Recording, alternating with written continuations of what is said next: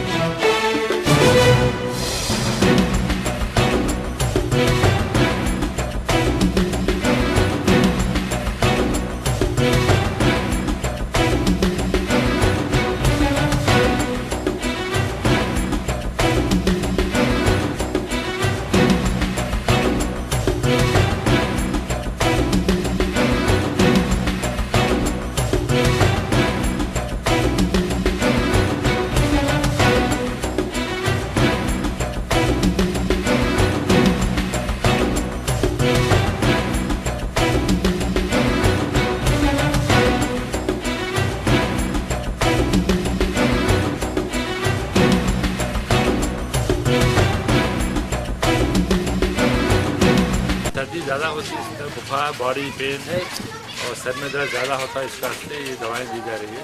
रोज़ाना बड़े होती है 500 बच्चों को 3 दिन खिलाया था। कितने दिन का कोर्स? 3 दिन का कोर्स है।